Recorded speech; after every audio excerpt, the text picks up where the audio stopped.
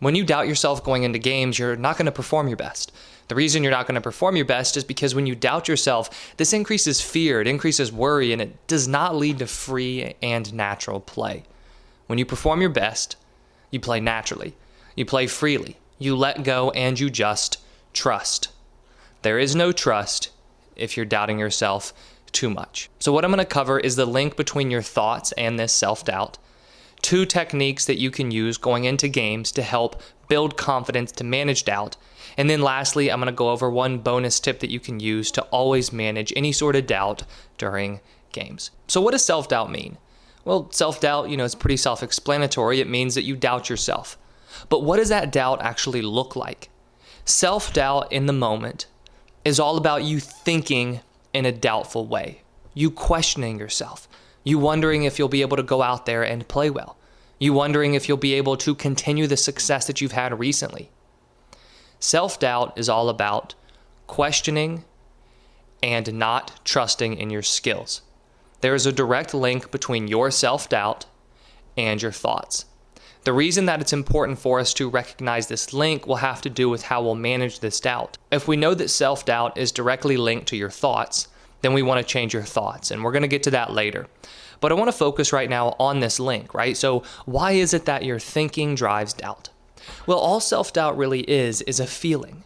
It's the feeling of you not being sure of yourself, you not being sure that you can go out there and play well.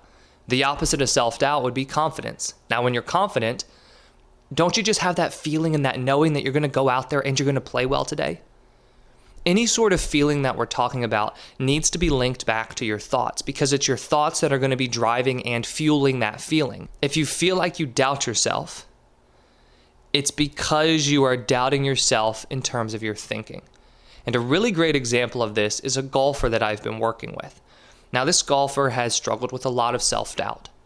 And one of the things that I was talking to him about during our one-on-one calls was the language that he uses when he describes his play and he talks about himself. Because the language he uses when he's talking to me or he's talking to his parents or anybody else about his game mirrors the language that he has in his mind when he thinks about his performance. And the kind of language that he would always use is saying things like, I'm just not doing this well enough. My driver's just not feeling good right now. I just don't know if I can really consistently sink those 4-foot putts right now. I don't know if I can get up and down after that shot. So a lot of questioning, right? A lot of I don't knows, a lot of my shot's not feeling good, my swing's not feeling good right now, my driver's not feeling good, my iron shots aren't feeling good right now, they're still not where I want them to be. He was having all those kinds of thoughts and saying all those things to me. Now, if you heard him say that, would you assume that he had a lot of confidence in his game, or would you assume that he doubted himself a lot? He absolutely doubted himself a lot, and that doubt was expressed in that language, but the doubt was also driven by that language. So for yourself, if you do feel like you're not as confident going into games, pay attention to the type of language that you're using. Now, here's the thing. What if you really don't feel good with your iron shots? What if your tee shots really aren't that great right now? Well, the truth is they're probably better than you're giving yourself credit for, and the language that we use, you never want to lie to yourself with that language, but the language we use doesn't have to be as cut and dry as my driver feels great right now or my driver sucks right now. We want to be seeing progress, and this is something that I was telling him about, and I've really been working on getting him to do in terms of a mindset shift, and starting to see the progress that he's making, right? Starting to recognize that his swing is getting better. His iron shots are improving. They might not be where he wants them to be yet, but they're better than they were yesterday. They're better than they were a month ago. When it comes to your language, you want to pay attention to what type of thoughts are you having and how are you talking to other people. If you talk to other people and the types of thoughts that you have are negative, if they're focusing on what's not good enough yet, that's feeding into doubt. The reason that I'm starting here with this whole idea of how to manage doubt going into games and how to build your confidence going into games is because as long as your thoughts throughout the week and your thoughts going into games are focused on where you aren't yet, and they're focused on the doubt that you have and how you don't feel good in your swing, your shot doesn't feel good, whatever it might be for you, if that's what your thoughts and your conversation is focused on, then you will experience more doubt going into games, and it's very difficult for you to boost your confidence as games begin. I hope you're enjoying the video so far. I just wanted to take a second to let you know of 2 free resources I have available for you. One is a free training on the top 5 mental mistakes athletes make, and the other is a free training for you if you are the parent of a youth athlete that walks you through how to build mental toughness in your child. Both are linked in the description below. Now let's get back to the video. Now, what happens when that conversation and those types of thoughts stick around? So let's say that you have those doubtful thoughts over an extended period of time. Well, as you have thoughts over an extended period of time, these thoughts form beliefs. So self-doubt is, we could look at self-doubt as more of an in-the-moment type of thinking where I'm doubting myself, but we could also look at self-doubt as an overall belief you have about yourself and your game, where you don't necessarily believe that you are good enough. That type of belief, and this is going to be true for a good belief or a doubting belief, is built through your thinking over time. So as you have these kinds of conversations with yourself, as you talk to other people about how your game's not quite good enough yet, how this doesn't feel good, how that doesn't feel good, that's fueling this negative belief, this doubting belief that you have about yourself. And as that sticks around day after day, week after week, month after month, it's making it that much harder to have confidence going into your next performance. So the first place that we always want to look when it comes to managing doubt is the way that you're thinking on a consistent basis. Now, the reason that I'm not including this in the strategy is because the strategy that I'm giving you today in this video or in this episode is all about an in-the-moment strategy to boost confidence for a game. So if you have a game tomorrow or if you have a game this weekend, this strategy is going to help. But long-term, you need to start really paying attention to the types of thoughts that you have and the types of language that you're using both with yourself and other people, because that language builds belief. Those beliefs are either going to be beliefs that drive confidence or beliefs that drive doubt. Right now, if you're doubting yourself going into games, we know that up to this point, your beliefs have been driving doubt. So the types of language that you've been using have been building more of a doubting belief. But you can start changing that, right? On a consistent basis, just really try to pay attention to the types of thoughts you're having. And once again, you don't have to lie to yourself, and you never want to lie to yourself, because you're not going to build a belief that you want to have by trying to trick yourself, because you know the truth, right? You know that what your swing might not feel that great right now. But there's a difference between saying my swing doesn't feel good right now and saying my swing's getting better. There's a difference between saying my iron shots aren't where I want them to be to, oh wow, my iron shots are better than they were last week. When you start to see progress and you start to talk to yourself in a way that builds progress, you will see yourself improve that much faster, because you're not consistently ingraining this belief in yourself that I'm not good enough, I'm not good enough, I'm not good enough. You're starting to tell yourself, I'm getting better. So that's a link between this self-doubt and your thinking. Thinking drives doubt because thinking builds beliefs. Start paying attention to the type of language you're using. Now, like I said, what happens if you have a game today, tomorrow, this weekend, whenever it might be? Well, you need to have a strategy in place to boost your confidence going into that game. And so this strategy is made up of 2 different parts. The first part is reviewing your game plan, and the second part is reminding yourself of why you can succeed. So let's start with that first part, reviewing your game plan. Why is it that a game plan can help you build confidence? Well, when you're doubting yourself, there are many reasons why you would doubt yourself. One of them would be that you're doubting your actual skills. But from an overall perspective, we could say that you doubt yourself because you're doubting your ability to be successful in that competition. Whether you are a baseball player, basketball player, football player, golfer, tennis player, whatever it might be, if you doubt yourself, you're doubting your ability to succeed during the competition. A game plan gives you more control over your success. If you stick to your game plan, you can feel as though you're having a greater chance of winning, or you'll have a greater chance of at least having a successful day.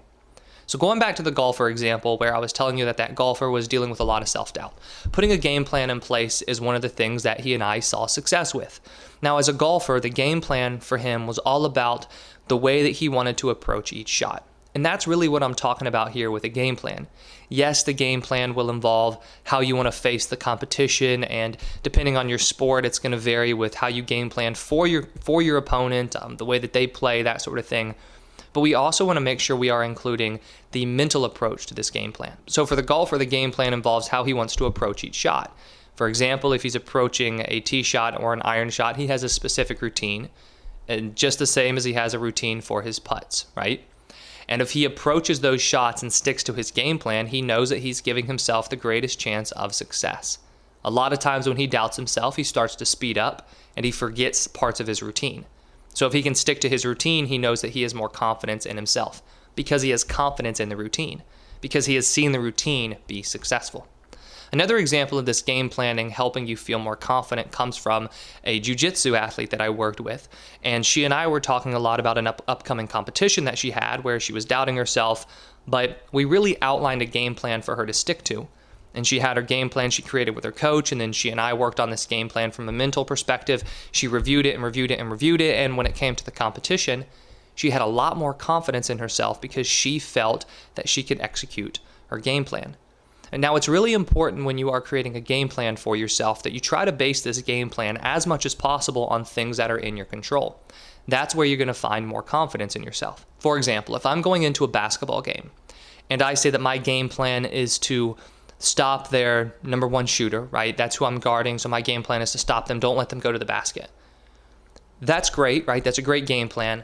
However, I cannot fully control whether or not they beat me to the basket because they might just be really quick, right? They might have a really good move, whatever it might be. What I could control, though, is if I game plan and say, I'm going to make sure that I pressure the ball a lot, and I'm going to make sure that I force them to their left. That's my game plan. Now, I might need to adjust that mid-game depending upon how successful it is based on the outcome, but I feel pretty confident in myself that I can go out there and I can stick to that game plan. And that's the whole idea here when we're talking about managing self-doubt and boosting confidence going into a game. You have to give yourself something to believe in.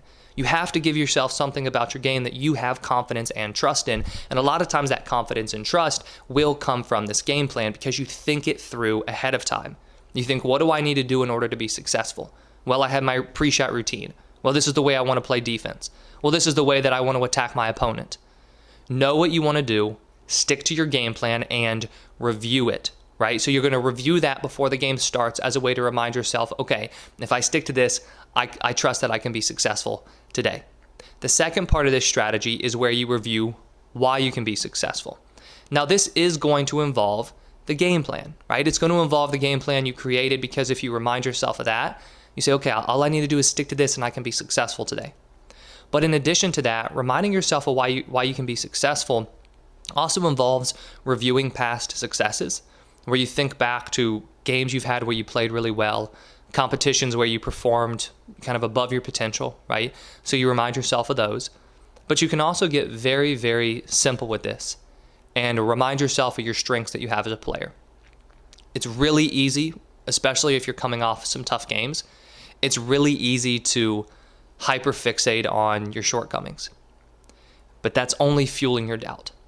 And the truth is, when a game's about to begin, it doesn't matter how good or bad your skills are, you have to have confidence in them. If you don't have confidence in your skills and your skills aren't that good right now, you're doomed.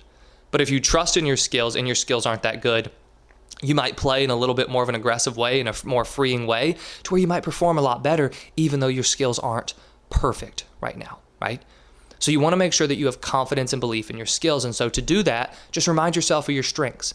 So think, okay, what are some past successes that I've had? But then also, what are my strengths within my game? Now, a way that you can help yourself with this is to create a list of your strengths and then review it before the game starts. You can review it on the bus, at home, in the locker room, on your phone, however you can review it, or just simply memorize it and then remind yourself in your mind. But you have to make sure that as the game begins, especially if you've been doubting yourself a lot recently, you are reminding yourself why you can be successful for that day. So with this approach, what we're doing is we're trying to give you something to believe in for that day, right? To have trust in, and that's going to come in the form of your game plan. And then in addition to that, you need to boost your belief that you can go out there and succeed. Remind yourself of why you created your game plan in the first place. Why is that game plan the best way for you to succeed? And then remind yourself of times you have succeeded in the past, and then remind yourself of your strengths, right? Why can you go out there and play well? What are the strengths that you have? What are the reasons that you can have a successful day? Now, I said I was going to give you one bonus tip, and so the bonus tip is where you just want to be present. The idea of being present when you play is a super, super simple idea. But above anything else, it's the one I've seen the most success with athletes. When you doubt yourself, a lot of times this doubt has more to do with thinking about things that could go wrong, right? Being afraid, being anxious, then it really has to do with you trusting in your skills. Because I would guess that if you find yourself doubting yourself and not really going out there and playing well, you could probably have a conversation with me and say, look, I know I'm better than I'm playing right now. I might doubt myself to go out there and to execute well, but I know that I know that success is in me. I know that those skills are inside of me. So it's not necessarily that you fully doubt your abilities, it's that you doubt your ability to perform well. And that doubt of performing well happens because of fear, anxiety, perfectionism, worry, all these different types of negative ways of thinking. So let's take anxiety, for example. When athletes are really anxious and I'm working with them, it's really driven by this thought of the future, right? This thought of what's going to happen. I don't want to make a mistake. I don't want to play poorly. As you start to worry about that, you naturally begin to fear making mistakes. And so if you begin fearing making mistakes, what's going to happen to your play is you'll start to play tight and timidly, and you'll hold yourself back. But if we look at your thinking, and we start to kind of examine your thinking on a timeline, your thinking at that point is not present, your thinking is in the future. And maybe you even go back to the past and you start to think about some bad games that you've had. And then that drives more worries about the future. Okay, what's going to happen when I go into this game? How am I going to perform during this competition? But at that point, your mind is not present. When your mind is present, it's very difficult to be experiencing fear and anxiety, if not impossible. Because anxiety and fear live in the future, they live in the past, they do not live in the present moment. When you are completely present, you're calmer, and naturally you're more confident. If we look at confidence in sports, the reason confidence in sports leads to better performances is not necessarily because of the confidence itself. It's because of the freedom it gives you to play. It provides you with this ability to go out there and just play naturally, let go, not trying to force. You just are in the flow because you trust yourself to play well. In order to play freely, you do need that trust. And one of the things that keeps you from trusting in yourself and playing freely is worry, fear, trying to be too perfect, trying to force a good performance, all of that. And all of that happens when your mind's away from the present moment. If you can simply be more present when you play, you're going to see your performance increase. And you're going to find yourself saying, okay, I'm not doubting myself anymore. Because again, where does that doubt live? Doubt is living in the future. You're doubting how you will play.